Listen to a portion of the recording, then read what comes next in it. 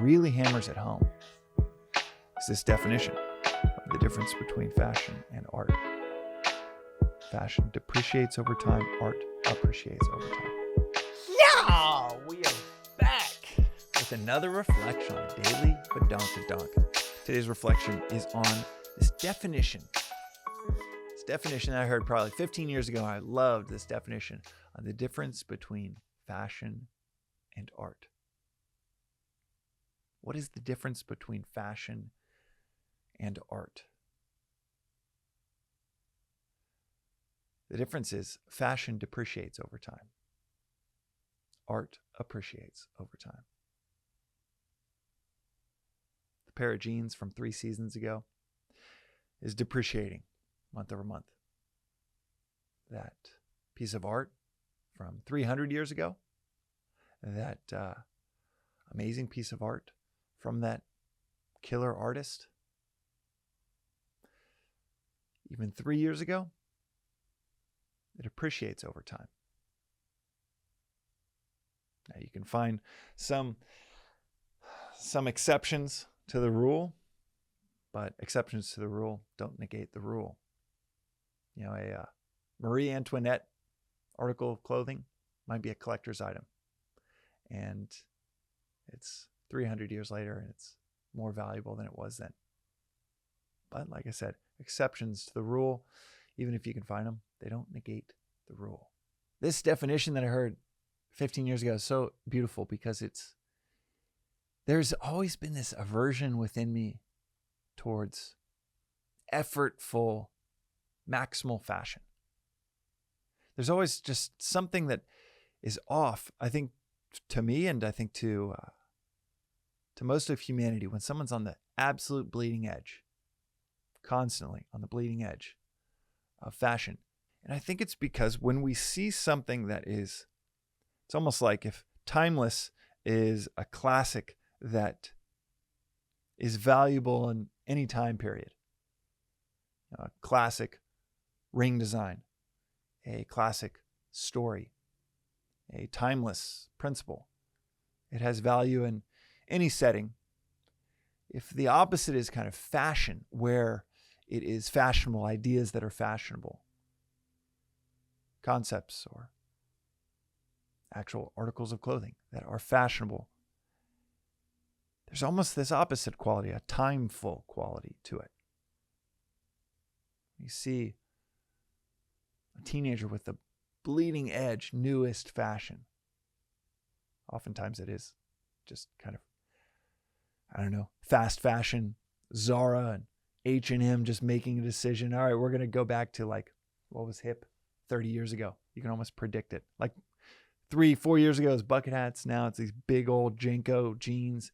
You can almost like clockwork say, okay, that was big in whatever that was, 1998, 1999. Next up is going to be like metallic everything, in sync style, early 2000s. You can almost predict it that's going to be, 2026, 2027 is quite predictable because fast fashion, they need to convince you need to buy different clothes. They need to convince you that whatever you have is obsolete and you need to buy something new. It's not the case in art. An artist is not trying to convince you, toss out that old thing that you bought from me 3 years ago. You need the newest thing. And I think this aversion comes from this timeful aspect of, wow, that just will not have value in 3 years. If you are in the fashion world, then it might have a lot of value for right now. If you're way outside the fashion world, then it might never have value for you because, something super avant-garde, bleeding edge in right now just is going to be so fleeting that it'll never have value for you if you're, working on a farm in Idaho. But if you're in fashion, it might have immense value to signal and communicate, hey, I know exactly what the newest trends are. I am never behind. I'm always in front. You got to pay extra attention to me if you're also in fashion because I'm going to signal and communicate almost like a blogger, almost like a journalist, telling you what's in If You Watch Me. There's a very niche subset of humanity that has to be on the absolute bleeding edge. But you see this cascade down to larger and larger groups like teenagers that, the last episode that I recorded was on zombies and how Dawn of the Dead is built around that. The classic zombie movie was built around 1970s, a critique on 1970s consumerism. That's why the movie took place in the mall, where the characters are quite literally almost unrecognizably different from a video of a mall from 1978. It's just, instead of living people, it's undead people with tattered clothing, but wandering mindlessly from place to place. And you see this maybe most brightly, though I see it within my own life, in people in the 30s. And I think to teenagers, they don't even see this. To most of us in our own lives, when we have the same application of just kind of mindlessly falling into new trends, we don't notice it. But from an outside perspective, and I've got one nephew that's a teenager, so I don't know many teenagers. So it's all outside perspective. I'm not kind of the frog in the boiling water with it. And you see the changes in fashion. And the intellect, wisdom, is the capacity to see the end in the beginning. And when you see that, in 2 years, that's going to be obsolete, it seems like so much effort, so much running, faster and faster, just to stay in the same place of following trend after trend after trend. But what really hammers it home is this definition of the difference between fashion and art.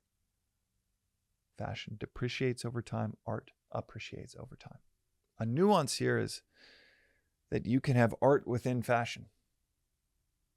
You can have something truly artistic that isn't just fashionable. And you can have fashion within art. You can have music that is quite fashionable, that is not meant to be a timeless piece of art. So there's nuance here where you can blend these two. But where this all comes to a head philosophically is, are we following fashions? Are we doing what's fashionable?